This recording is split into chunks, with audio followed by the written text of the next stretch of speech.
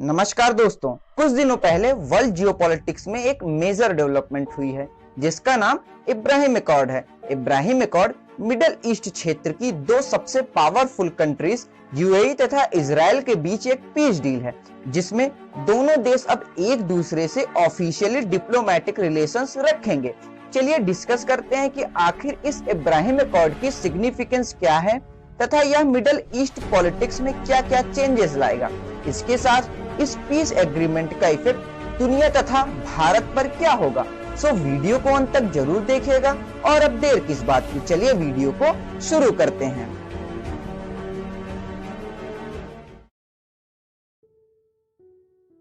साल 1947 में इजराइल के एक देश के रूप में फॉर्मेशन के साथ ही इजराइल की अरब देशों के साथ दुश्मनी की भी शुरुआत हो गई। एक्चुअली में द्वितीय विश्व युद्ध के दौरान ज्यूज का परसिक्यूशन आम बात थी। सो ज्यू कम्युनिटी ने अपनी सिक्योरिटी तथा आइडेंटिटी के लिए एक अलग देश की मांग की और तभी मिडल ईस्ट में इजराइल की स्थापना हुई। पर शुरुआत से जिस जगह पर इजराइल बना वह एक फिलिस्तीन के अधिकार क्षेत्र वाली जगह थी।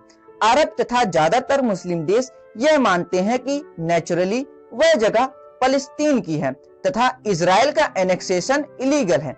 इसी वजह से ज्यादातर मुस्लिम देशों ने कभी इजराइल को रिकॉग्नाइज नहीं किया और न ही कोई ट्रेड और डिप्लोमेटिक रिलेशंस रखे। इवन इजराइल ने अपने फॉर्मेशन के बाद से ही कई सारे युद्ध लड़े, जिसमें 1967 का 6 डेज वॉर जिसमें ज्यादातर मुस्लिम अरब कंट्रीज इजराइल के खिलाफ लड़ी तथा 1973 का योम किप्पुर वार जिसमें अरब मुस्लिम कंट्रीज भी इजराइल के खिलाफ लड़ी थी। हालांकि हर बार इजराइल ने न सिर्फ युद्ध को बहादुरी से लड़ा है बल्कि उन्हें जीता भी है।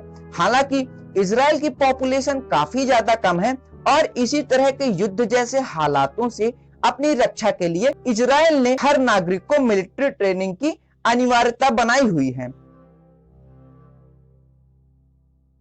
पर इजराइल ने इन सारी परेशानियों तथा युद्ध के बावजूद भी अपने देश का डेवलपमेंट कंटिन्यूअस जारी रखा। आज दुनिया की ज्यादातर क्रिटिकल टेक्नोलॉजीज की पेटेंट इजराइल के पास है।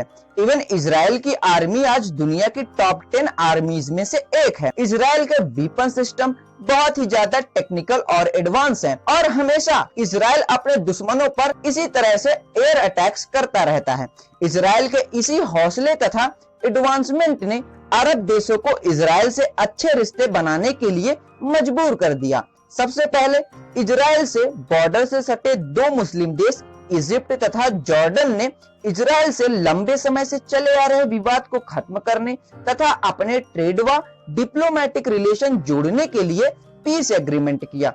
इवन बहुत सारे मुस्लिम तथा अरब देश इजराइल के साथ अपने अनऑफिशियल रिलेशंस को बहुत ही अच्छी तरीके से मेंटेन किए हुए हैं। इनमें ओमान हालांकि इजराइल को वैसे रिकॉग्निशन तो नहीं देता, पर कई बार इन दोनों देशों ने अंतरराष्ट्रीय स्तर पर एक दूसरे का साथ दिया और कई बार डिप्लोमेटिक लेवल की बातचीत भी की और इसी रो को यूनाइटेड अरब एमिरेट्स ने इजराइल से पीस डील करके आगे बढ़ा दिया है।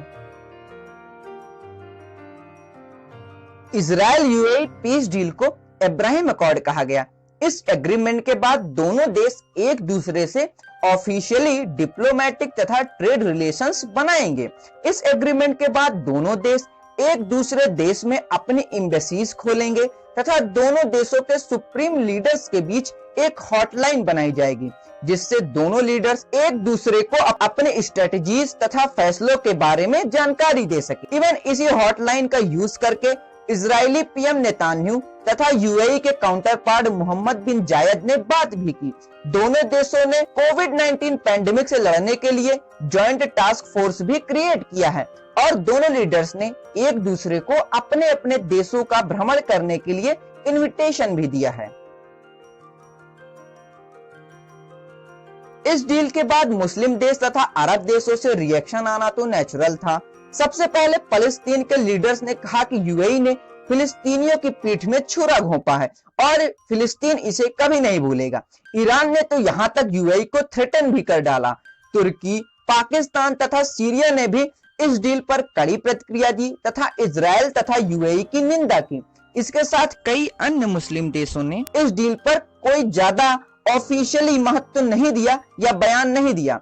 सरप्राइजिंगली सऊदी अरेबिया, जो कि मुस्लिम देशों का लीडर है, उसने इस बात पर चुप्पी साध रखी है।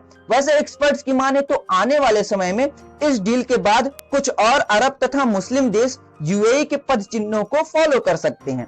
इवन कई एक्सपर्ट्स तो यह भी मानते हैं कि हो सकता है कि आने वाले समय में मुस्लिम देशों का विभाजन हो जाए और इनमें दो गुट बाहर आए, एक जो प्रो इजराइल हो और दूसरा जो प्रो फलस्तीन हो। इस डील में कई एक्सपर्ट्स का मानना है कि यह इजराइल की जीत है, क्योंकि इससे इजराइल का एक और दोस्त अरब देशों में बढ़ गया है। हालांकि इस डील से इजराइल ने फलस्तीनियन लैंड का जो ऑक्यूपेशन किया है उसका एनेक्सेशन अब इजराइल को रोकना पड़ेगा।